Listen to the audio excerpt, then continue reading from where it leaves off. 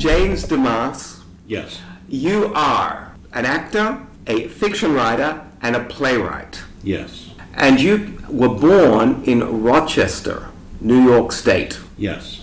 But you have been in New York City since 1966. Yes. How did that occur? So my friend John called me up, and I was working at Xerox, and he said, "You want to go to New York?" And I gave 2 weeks' notice to Xerox. We walked around. We finally got an apartment on 210 Thompson Street in the Village for $100, a 2-bedroom apartment, 7th floor walk up. If you forgot the garbage, forget about it. The first job was changing sets for America Hurrah. Sam Shepard used to come to the theater. His girlfriend was in America Hurrah.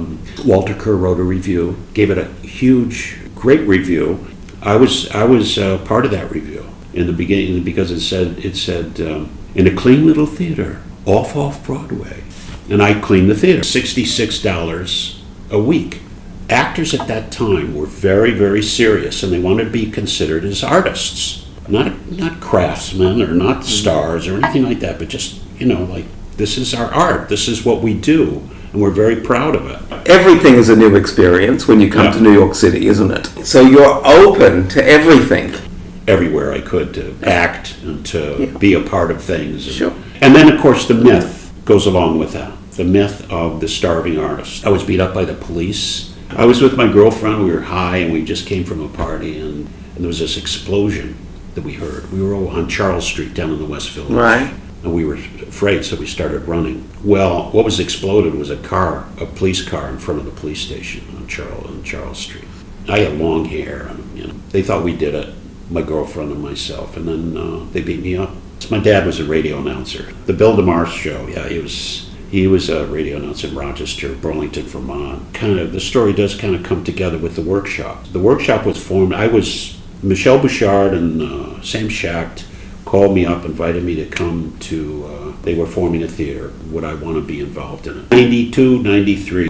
So we formed this, we sat around, we talked about it. Michelle was really into constitutions and all this stuff. I mean, she was more of a academic kind of disciplined kind of person. I'm more like conceptual, and Sam was a director in the 90s, so we talked. And you brought the world of actors in a way. That's right. That's right. Tell stories, to act in story, whatever. Yeah, of course. We had a meeting at West Bank for invited the people, and I talked to my people, and Michelle had some people.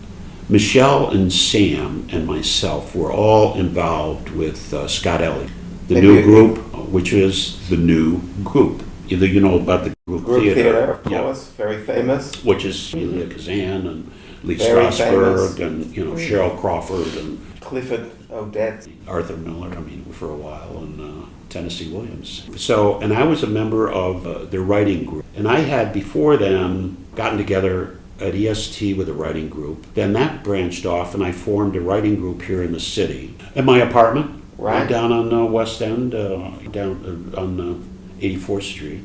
We rented a space and read our 10-minute plays. You came with a very specific idea. Staged readings. Or readings, but the idea was, if you have a staged reading, it's not going to cost you a lot of money to do.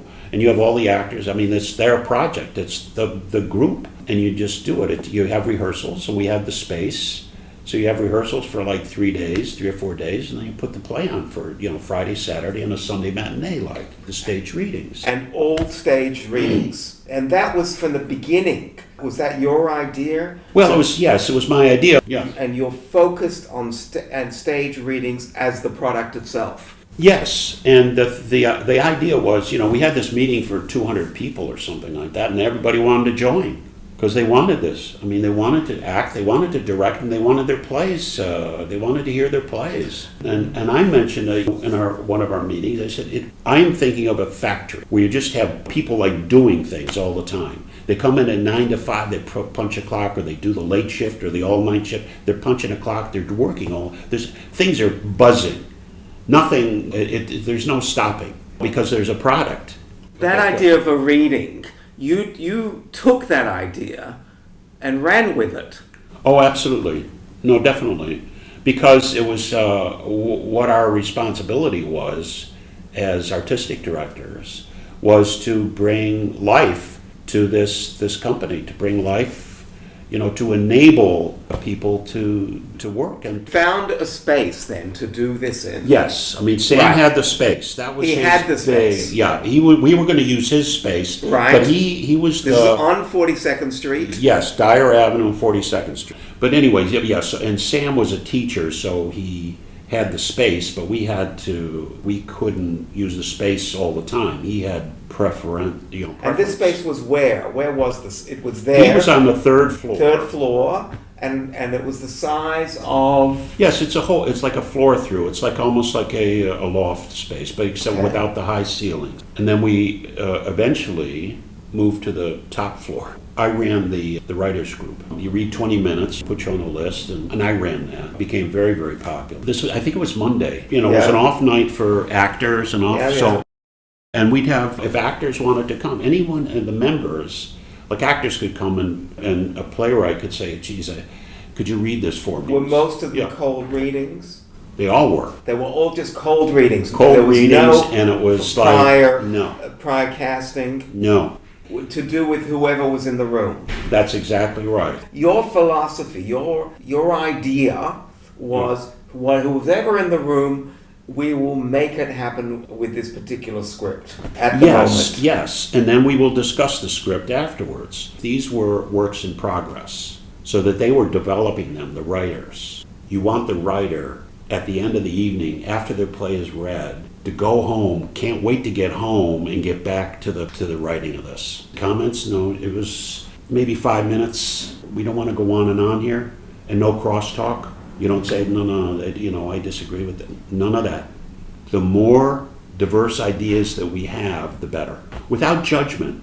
It was very, very successful. The writers group of the 42nd Street Workshop. And the thing of it is, your dreams could be realized.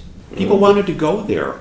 Some color here, some mood here, a spot here, whatever. You don't need a lot of stuff. It's open to public, casting people, if somebody wanted casting people, or producer, or agent, anybody. Anybody could come. The New York Times came and gave it a great review, so. And then I left and I turned it over to Tony Sportiello. But if I ever had to do that again, I would have said, I need a place, I want to be on the board, I want to be the head of the board. Have the power to appointing people for a couple years. Also, because it was your vision. Vision is very important.